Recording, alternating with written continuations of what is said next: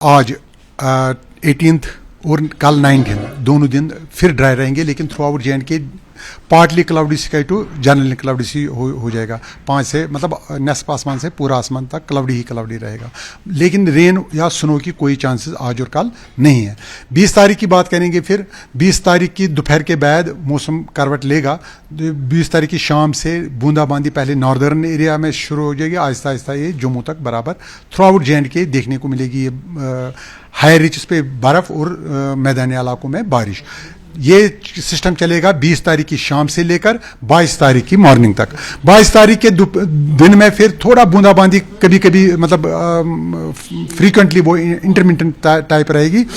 उसके बाद 23 से लेकर 27 तक मौसम 100% ड्राई रहेगा, क्लियर स्काई रहेगा और उसमें नाइट टेम्परेचर ड्रॉप भी हो सकता है। सर, क्या ये बर्फबारी सिर्फ मैदानी इलाकों में कितनी होगी और पहाड़ी इलाकों में? इसका मेन इम्पैक्ट तो नॉर्दर्न और नॉर्थ वेस्टर्न रीजन, ये गुलमर्ग से लेकर कुपवारा, बांडीपोरा और वहाँ से ही सोनमर्ग, इस बेल्ट में ज़्यादा इसका इम्पैक्ट रहेगा। हायर रिचेस पे जो वेरी हायर रिचेस है वहाँ तो हेवी स्नोफॉल देखने को मिलेगा। जो मिडल रिचेस है उसमें लाइट टू मॉडरेट ही होगा, और मैदानी इलाकों में बारिश और ज़्यादा से ज़्यादा बारिश और स्नो वो भी लाइट 15 मिलीमीटर से नीचे ही रहेगा प्लेन्स पे, जबकि हायर रिचेस पे 1 फुट तक बर्फ देखने को मिल सकते हैं ज़्यादा से ज़्यादा, वो भी अफरवट जैसे हायर रिचेस पे 1 फुट से ज़्यादा नहीं होगा उधर। सर, जो AQI हमारा हाई हुआ है वो कितना है और क्या उस पर कितना असर पड़ेगा? फिर भी AQI का जो इंडेक्स अभी भी आप देख सकते हैं तो 140-150 के आसपास ही है, क्योंकि यहाँ ज़्यादा उतना पोल्यूशन है नहीं जिसको हम कहेंगे। लेकिन एक चीज़ है कि यहाँ ड्राई स्पेल होने की वजह से 5 नवंबर से लेकर आज तक लगातार ड्राई चल रहा है, तो लेकिन एयर में बहुत ज़्यादा ये डस्ट है।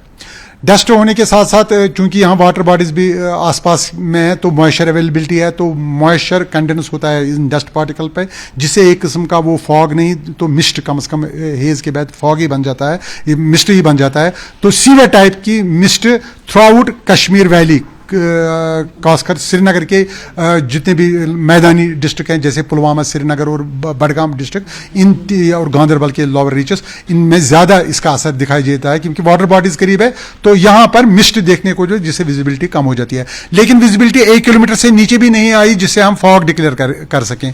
हमने ऑफिशियली फॉग डिक्लेयर नहीं किया, ना रिपोर्ट हुआ कहीं से, क्योंकि विजिबिलिटी 1 किलोमीटर से ज़्यादा ही रहती है। उस सूरत में हम फॉग डिक्लेयर नहीं करते हैं, लेकिन सीवियर टाइप का मिस्ट है। चूंकि ये पोल्यूटेंट इसमें ज़्यादा है, 2.5 PM पार्टिकल्स और दूसरा 10, ये दोनों हेल्थ हैजार्ड्स हैं, तो जिसकी वजह से जो भी बुजुर्ग हैं या बच्चे हैं सुबह शाम अवॉइड करिए बाहर निकलना, क्योंकि इसका असर ज़्यादा रहता है।